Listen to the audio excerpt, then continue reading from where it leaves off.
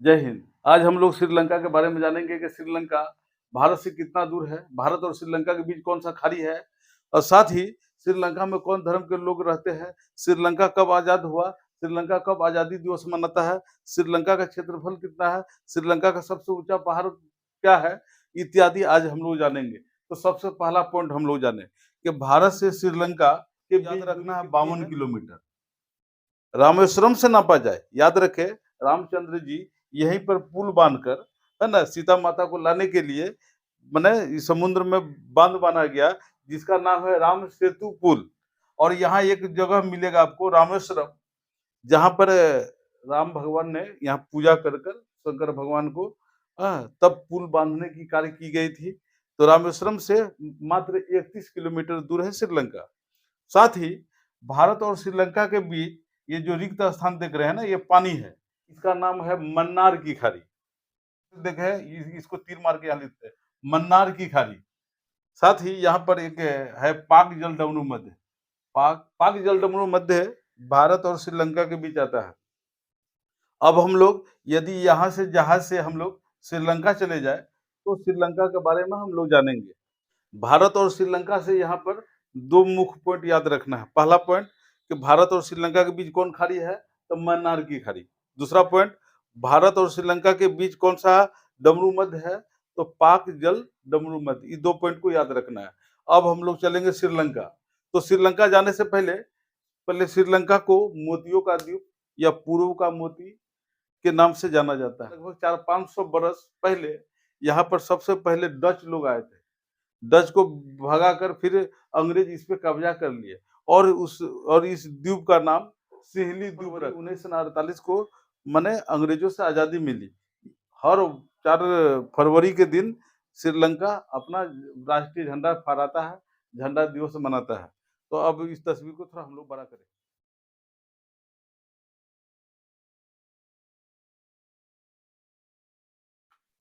अब हम श्रीलंका का तस्वीर एक बड़ा सा बना चुके हैं। अब इस श्रीलंका के बारे में हम लोग जानेंगे। श्रीलंका में मुख्य रूप से 2 धर्म के लोग रहते हैं।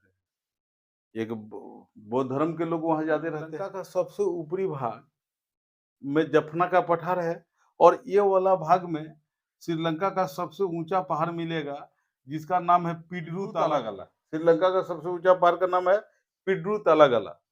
और श्रीलंका में माने 2 भाग किया जा सकता है श्रीलंका का। यहाँ पर बुद्धिस्ट सब ज्यादा है, माने बुद्ध धर्म को मानने वाला लोग ज्यादा पाए जाते हैं। भारत के 2 राज्य राजस्थान और तमिलनाडु से बहुत सारे लोग आकर श्रीलंका के ऊपरी भाग में बस गए हैं। इन सबको सिहली कहा जाता है। और नीचे वाला सब यहाँ के मूल निवासी है जो बुद्ध धर्म को मानते हैं। यहाँ बुद्ध धर्म के लोग बहुत है।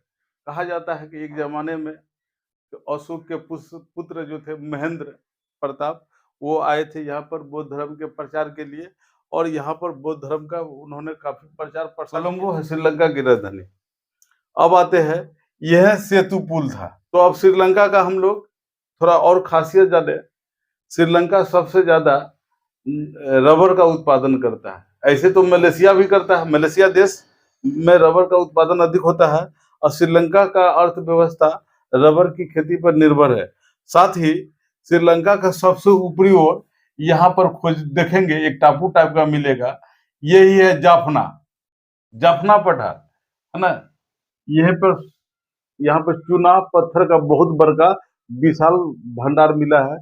श्रीलंका सरकार यहाँ से चूना निकालकर सीमेंट बनवाने का काम करती है। साथ ही आप देखेंगे कि श्रीलंका के ये सबसे ऊंचा पहाड़ से अनेकों नदियां निकलती है।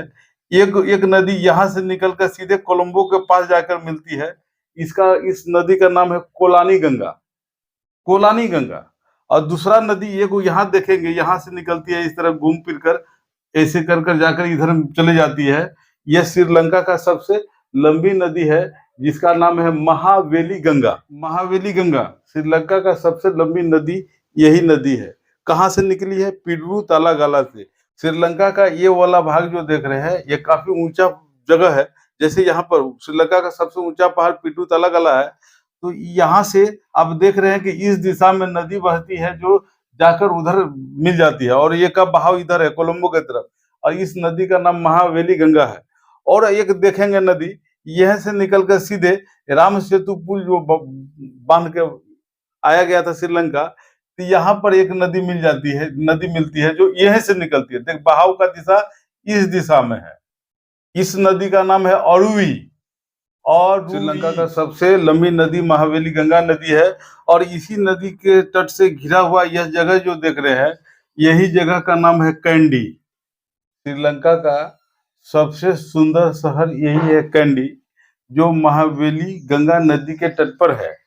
और यहाँ पर आप देखेंगे एक जगह मिलेगा आपको अनुराधापुर, पहले पुराना राजधानी थी अनुराधापुर, अभी वर्तमान राजधानी यहाँ पे है कोलंबो। श्रीलंका का ये वर्तमान राजधानी है। श्रीलंका सबसे ज्यादा रबर का खेती करता है। रबर से श्रीलंका को काफी आय होती है, साथ ही यहाँ धान की भी खेती की जाती है। श्रीलंका का अब आते हैं मौसम। श्रीलंका का मौसम गर्म है, क्योंकि विषुवत रेखा के काफी निकट है, इसलिए श्रीलंका में सबसे ज्यादा गर्मी पड़ती है। यह एक ही मौसम है गर्मी का। यहाँ के लोग कभी भी जैकेट स्वेटर वगैरह नहीं पहनते हैं, रजाई की जरूरत ही नहीं है, इतना यहाँ गर्मी पड़ती है। माने गंजी में ही आप सालों गुजार सकते हैं श्रीलंका में। यहाँ औसतन तापमान 35 डिग्री और 30 डिग्री के बीच होता है, कम 30, अधिक 35, इससे कम बेस होता ही नहीं है। इसीलिए मौसम जो है एक समान है। और ये पहाड़ी क्षेत्र के पास जाएंगे तो यहाँ पर होता है, लेकिन उतना भी ठंडापन नहीं हो कि आप स्वेटर वगैरह। अब अगला प्रश्न, भारत के पड़ोसियों में सबसे अमीर देश कौन है?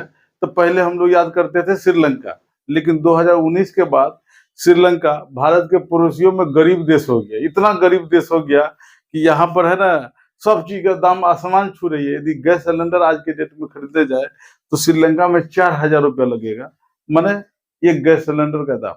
पेट्रोल वैसे 500 रुपया लीटर हो चुका है, चावल 700 रुपया, आलू 250 रुपया किलो, माने यहाँ पर हर चीज का दाम आसमान छू रहा है।